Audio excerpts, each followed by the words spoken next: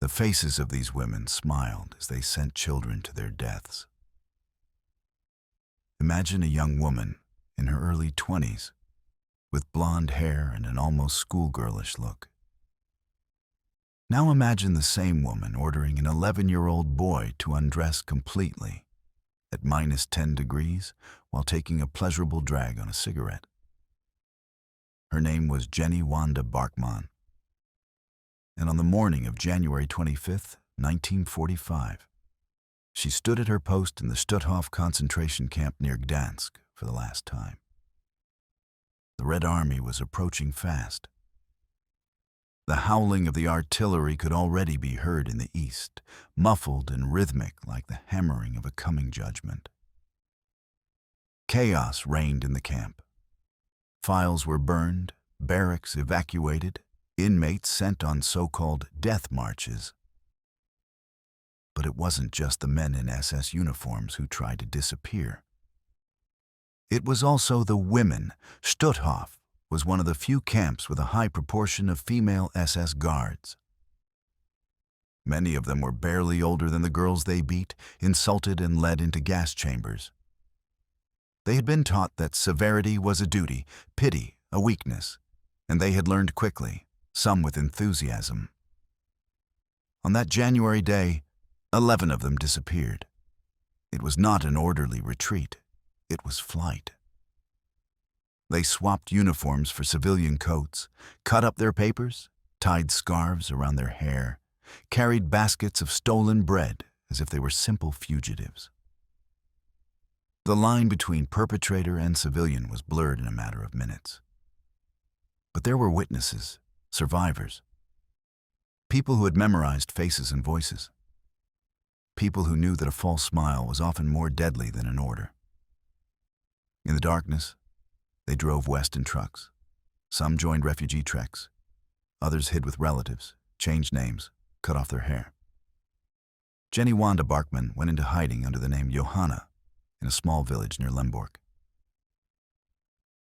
Iwa Paredes, another guard, allegedly slept in a pigsty for weeks, disguised as a maid.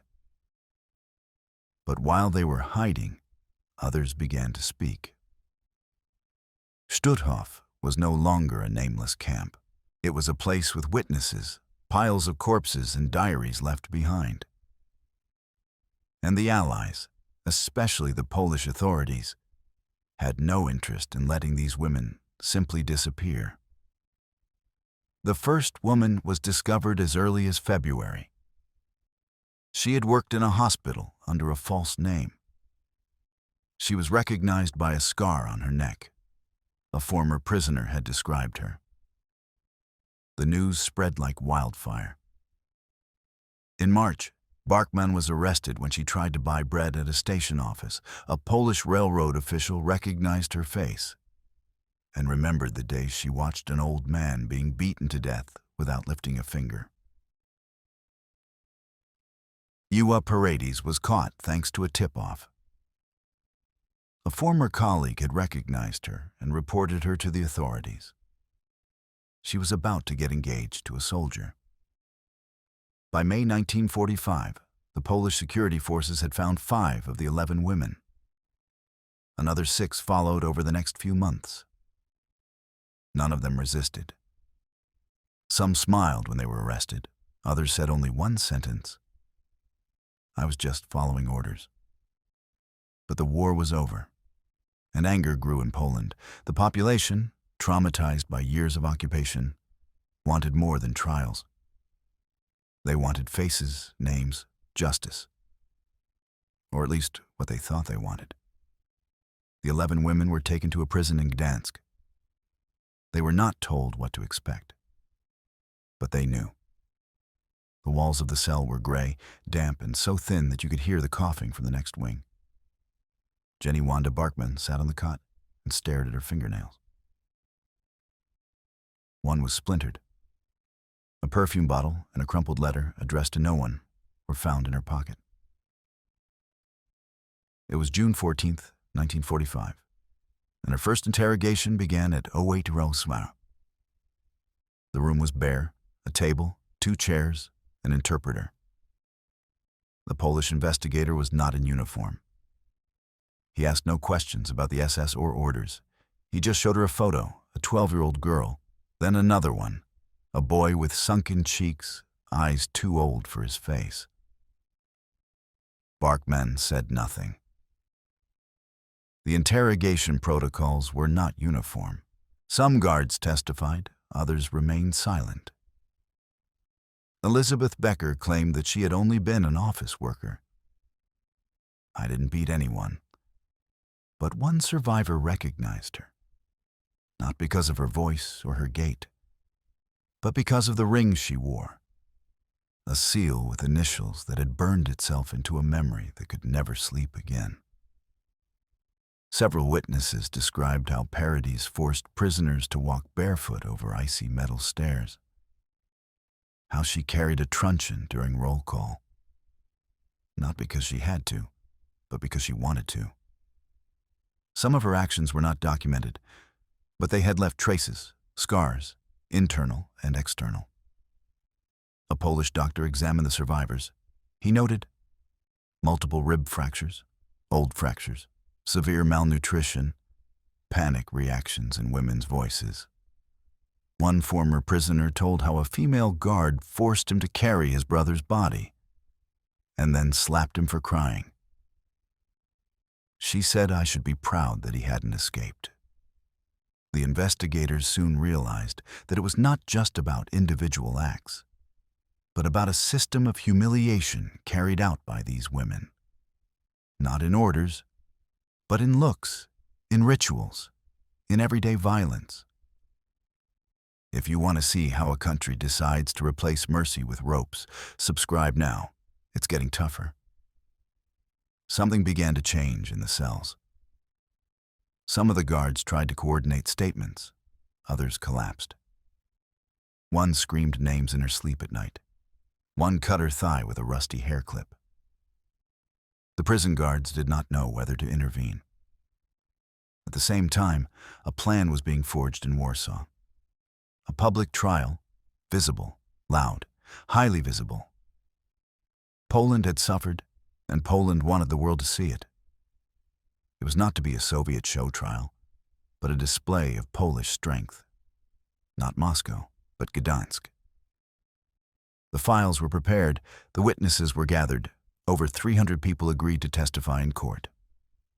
Among them, survivors, doctors, priests, a former German guard who came clean to save himself. The 11 women were not alone.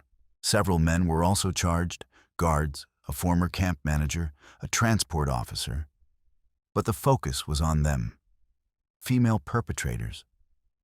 For many, that was more unbearable than any man with a gun.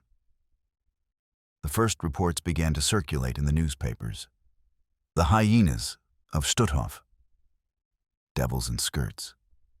Photos of Barkman, Becker, Paradis, some taken secretly, were published, with headlines that burned, "She smiled as they died."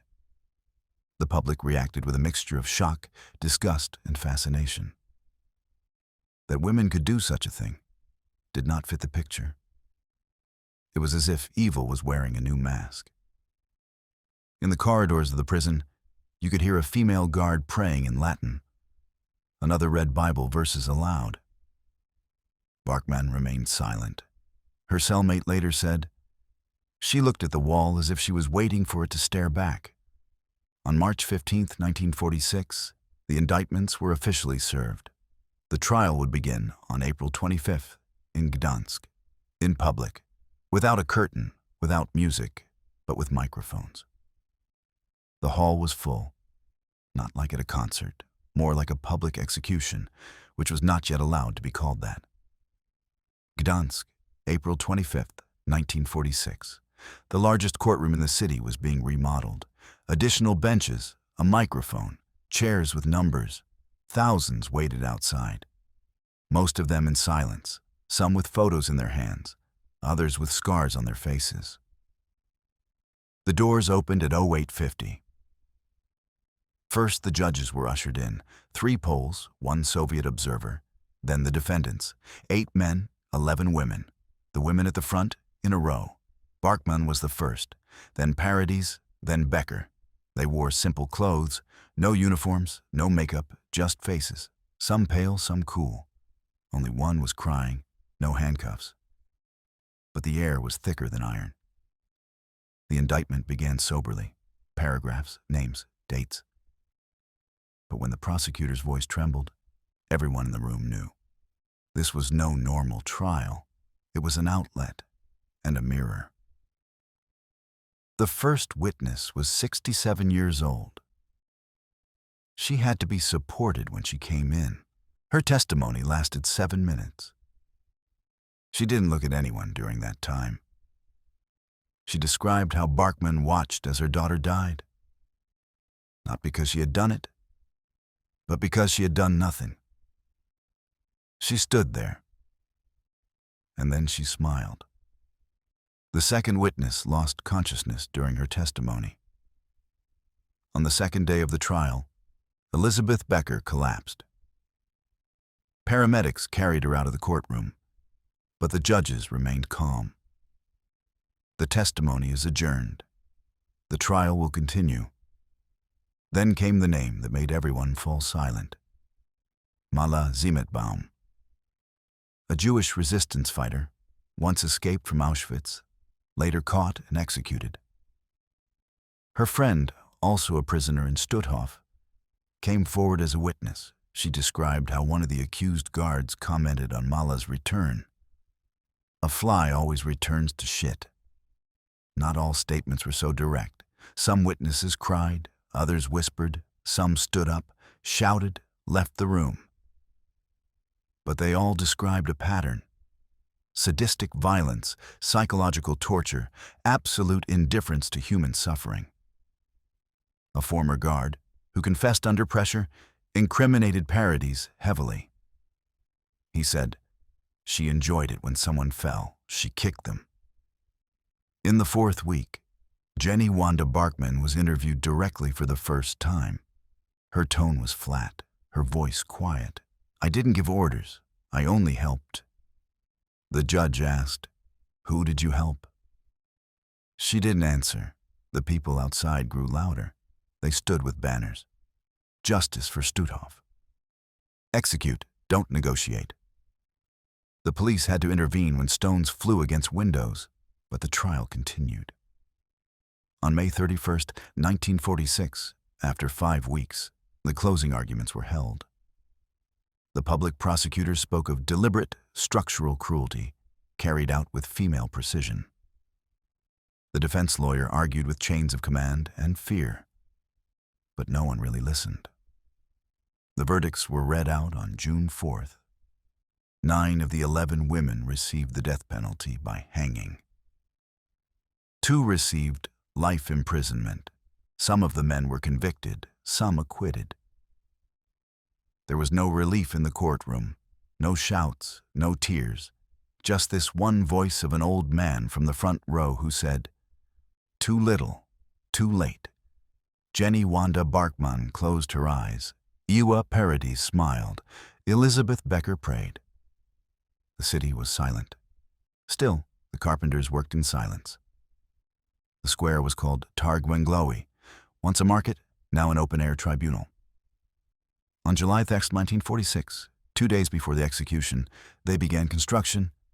11 gallows, 11 ropes, 11 platforms, numbered. The city council had decided. The execution was to be public. No closed doors, no fog. It was to be seen, heard, felt, as a sign, as a warning, as a mirror. In the early hours of the morning, the wood was still raw, splintering under the blows of the hammers. Children came closer, were sent away. Old men looked from a distance. No one spoke. The air smelled of dust, sweat, and thunderstorms. Meanwhile, the 11 women sat in solitary cells. No contact, no more letters, no lawyers. Only silence. Barkman wrote nothing. Paradis scribbled her name on the wall. Becker prayed in an endless loop. A guard noted in his report, "Jenny Wanda asks for a white dress, refuses food, gaze fixed on the wall." On On July 3rd, the ropes were tested. Sandbags, each weighing 65 kilograms, fell. A dull bang. Then another one. Then 11.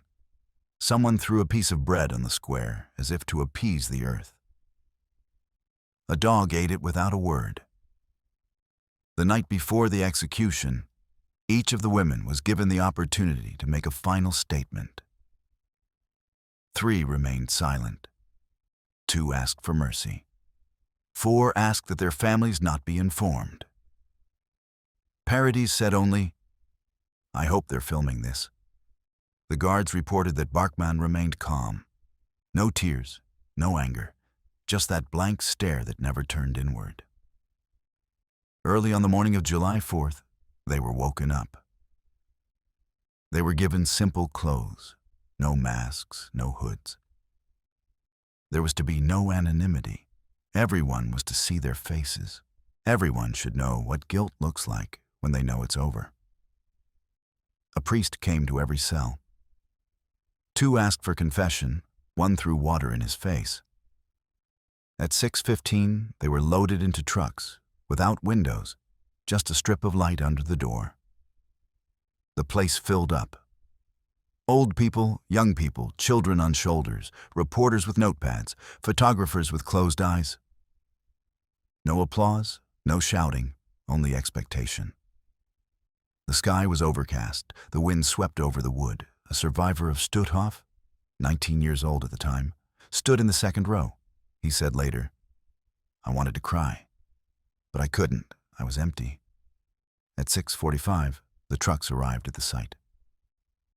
The women got out, one after the other. No one tried to escape. No one screamed. No drama, just footsteps on wood. Barkman went first. She didn't take one last look at the crowd. Jenny Wanda Barkman climbed onto the platform as if she knew long ago that no one would look back. It was silent. Not a word from the judges, not a signal. Just the squeaking of the wood under 11 pairs of feet. The sun shone through the clouds like a weak spotlight. An officer read out the names. Slowly, clearly, like chimes. A rope with each name. No drum roll, no religious blessing. The noose was slipped on by a simple worker, as if it were an everyday task. His hands did not tremble. Barkman's face was blank, not a tear, not a word. Just the shadow of her lips, moving minimally, perhaps a prayer, maybe nothing at all. When the floor disappeared beneath her, no one turned away. Ewa Parodies came third. She wore a light-colored shawl over her shoulders. Some said she wore it like a stole, as a sign of pride. Just before the stool fell, she murmured, "I'm free." And then she was. Elizabeth Becker did not fall immediately. The knot was wrong. She struggled for several seconds with the air, which she was never to fully reach again. Some spectators turned away. Others remained motionless. No one screamed. After each execution, the executioners waited exactly 2 minutes. Then the next rope was prepared. No sound was louder than the rustling of clothes in the wind. The 7th woman urinated before the fall. The 9th tried to cover his eyes. The 10th sang a verse. The 11th, the youngest, 21 years old, just said, "I just wanted to work." And then it was over. The square remained silent. No cheers, no shouts. Some still stood there minutes after the last fall, as if frozen. Only the creaking of the ropes could be heard as gusts of wind ripped through the structure. The bodies remained hanging, for show, not out of sadism, out of calculation, so that everyone could see what it meant to cross the border, not as a man with a weapon, but as a woman with cold. In the archives, July 4th, 1946 was noted as the day of the executed sentences. But no one forgot what it was like to see those bodies rocking at dawn. It was not a triumph. It was an ending that had no beginning. An interview with an old man in a small village near Gdansk, former prisoner, Witness, survivor. He talks about that morning for the first time. I saw how they died. But that wasn't the most shocking thing. The most shocking thing was that I didn't see remorse in any of their faces. Only emptiness. And that means that some things are deeper than any punishment, deeper than any judgment. Then he lowers his eyes and says quietly, "We saw them hang, but they killed us much earlier."